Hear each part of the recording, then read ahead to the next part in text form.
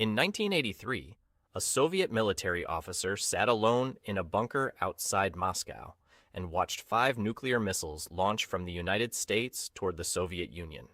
He had 12 minutes to decide whether to report it as a real attack. If he did, the Soviet Union would launch back. If he didn't, and he was wrong, he would have allowed the destruction of his country without response. His name was Stanislav Petrov. He decided it was a false alarm. He was right. The missiles weren't real. And you have almost certainly never heard his name before today. That's what this video is about. The moments the world almost ended, the people who stopped it, and the ones that almost got through without anyone noticing at all. Let's start with the one that came closest. October 1962. The Cuban Missile Crisis. 13 days that the whole world knew about. The standoff between Kennedy and Khrushchev, the naval blockade, the photographs of Soviet missiles in Cuba. What the whole world did not know about was what was happening 300 feet underwater. A Soviet submarine called B-59 had been out of radio contact with Moscow for days. The crew didn't know if war had already started above them. The Americans had been dropping depth charges around the submarine. Not to destroy it, they were signal charges meant to force it to surface. But inside B-59, the crew thought they were under attack. Temperatures inside the submarine had reached over 100 degrees Fahrenheit. The carbon dioxide was rising. Men were passing out. And the captain, Valentin Savitsky, had had enough. He ordered the nuclear torpedo armed and ready. Soviet protocol at the time required 3 officers to agree before launching. 2 agreed immediately. The third was a flotilla commander named Vasili Arkhipov, who happened to be on board. He refused. He insisted they surface and confirm the situation before launching. They surfaced. There was no war, and Vasili Arkhipov, a man whose name barely appears in most history textbooks, is arguably the person most responsible for the fact that you exist right now. But Arkhipov wasn't the only person who stopped the world from ending in 1983, because 1983 was, without exaggeration, one of the most dangerous years in the history of human civilization, and almost nobody knew it at the time. In September of that year, Korean Airlines Flight 007 was shot down by a Soviet fighter jet after accidentally crossing into Soviet airspace. 269 people died. Tensions between the U.S. and USSR reached levels not seen since the Cuban Missile Crisis. And then, on September 26, 1983, just weeks after the Korean Airlines incident, Stanislav Petrov was the duty officer at a Soviet nuclear early warning facility called Arkhipov 15. At 12:14 a.m., the alarm went off. The system showed 1 intercontinental ballistic missile launched from the United States, then 2, then 3, then 4, then 5. The protocol was clear, reported immediately up the chain of command. The Soviet response would follow within minutes. Petrov had 12 minutes. He looked at the data. The system was new and known to have bugs. He reasoned that if the United States was launching a first strike, they would launch hundreds of missiles, not 5. He picked up the phone and reported a system malfunction. He was right. It was a satellite error, sunlight reflecting off clouds in a way the system misread as missile launches. If Petrov had followed protocol, the Soviet response would likely have launched before anyone could verify the data. Petrov was not rewarded. He was reprimanded for improper record-keeping during the incident. He received no official recognition from the Soviet government. He was quietly retired. He died in 2017. A German-made documentary about his story is called The Man Who Saved the World. He gave an interview in it where he said he didn't consider himself a hero. He said he was just doing his job. He was doing the opposite of his job. He was breaking protocol, and the world is here because he did. And while Petrov and Arkhipov were making individual decisions that changed history, there was another near miss happening the same year that involved neither individuals nor decisions, just a military exercise gone wrong. Operation Able Archer 83 was a NATO command post exercise held in November 1983. It was designed to simulate the procedures for a coordinated nuclear release. It was realistic, perhaps too realistic. It involved actual radio silences, actual changes in alert status, actual encrypted communications at the highest level. Soviet intelligence, already at a hair trigger following the Korean Airlines shootdown, intercepted the exercise and concluded it might be a cover for a real first strike. Soviet nuclear forces in Eastern Europe were quietly placed on high alert. Aircraft were armed and ready. The moment passed. Able Archer ended without incident. NATO never realized how close they'd come to provoking an actual launch, and the full story of how dangerous those days were wasn't officially declassified until 2015. A historian named Beth Fisher, who wrote the definitive account of this period, has described it as the most dangerous moment in the Cold War that nobody in the West knew was happening.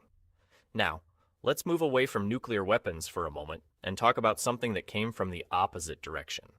On the morning of December 9th, 2002, a meteor entered the atmosphere over the Mediterranean Sea between Greece and Libya.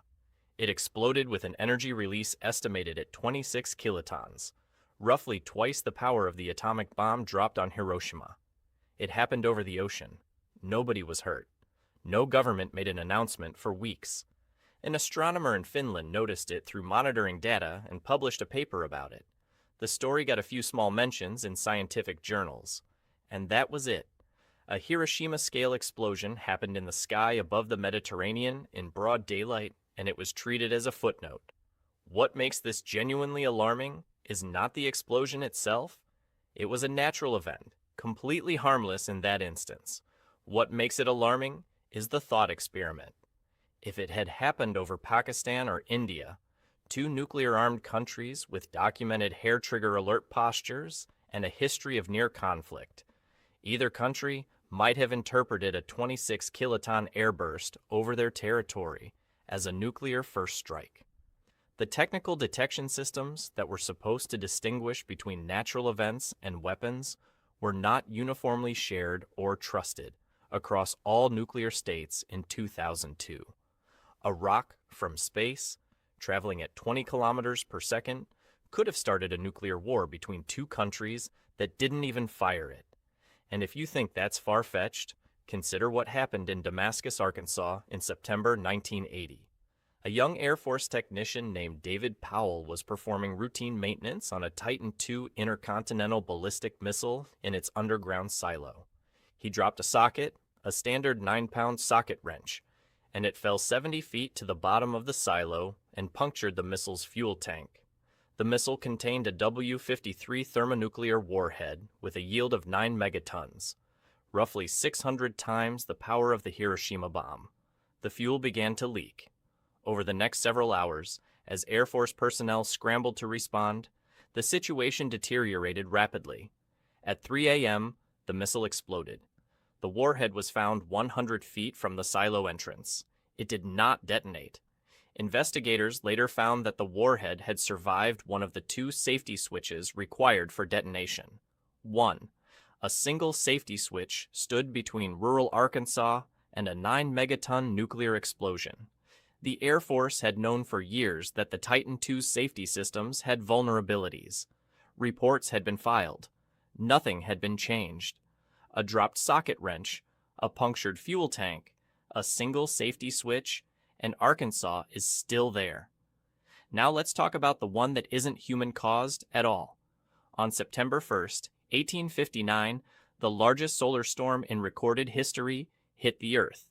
Named after the British astronomer Richard Carrington, who first observed it, the Carrington event sent a wave of charged particles into Earth's magnetic field so powerful that telegraph systems across the world, the internet of the 1800s, caught fire. Operators were electrocuted. Telegraph paper spontaneously ignited. The aurora borealis was visible as far south as Cuba and Hawaii. Miners in the Rocky Mountains woke up at midnight thinking it was morning because the light from the aurora was so bright. This was 1859. The most advanced electrical technology in the world was the telegraph. Today, the same event hitting Earth would immediately disable all GPS satellites. It would knock out most of the global internet infrastructure. It would destroy transformers across the electrical grid. Transformers that take 12 to 18 months to manufacture and ship.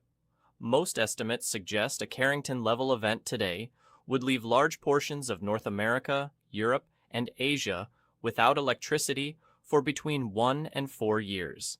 Not days, years.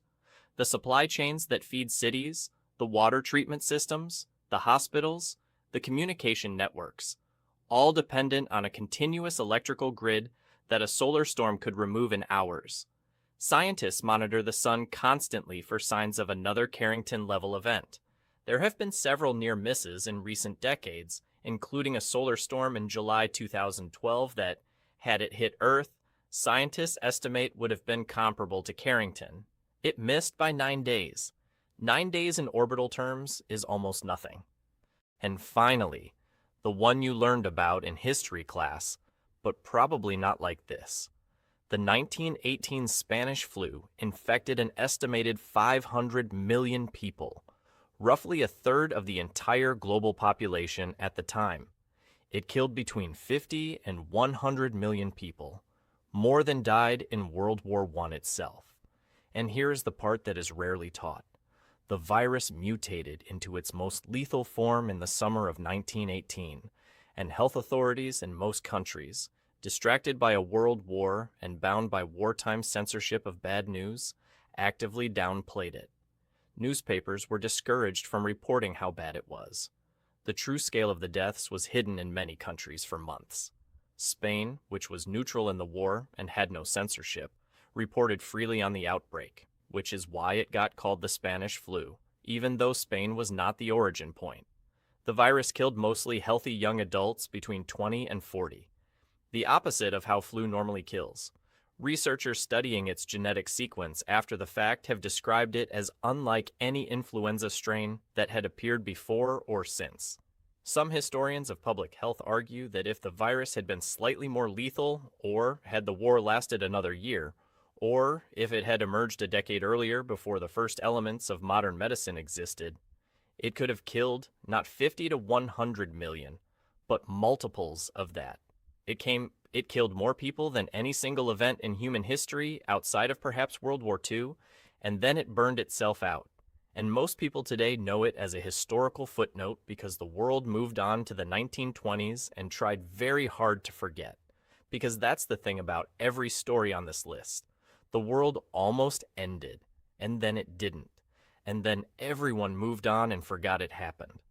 Arkhipov surfaced his submarine, and the crisis passed and he went home. And almost nobody knew who he was for 40 years. Petrov made his call, and the missiles didn't launch, and he was reprimanded for paperwork. A meteor exploded over the Mediterranean with twice the force of Hiroshima and made it into 3 scientific journals. A dropped socket wrench almost detonated a 9-megaton warhead over Arkansas, and it was classified for 30 years. A solar storm missed by 9 days, and it didn't make the news because nothing happened. And the Spanish flu killed 100 million people, and the world decided to talk about jazz instead. The near misses don't get memorials. They don't get movies. They barely get mentioned. The only thing standing between the world still existing and the world not existing, in almost every case on this list, was one person making one decision in one moment that nobody was watching. And if you want to know which of those moments was closest, which single decision was made with the least information, under the most pressure, with the least time, that story is right here.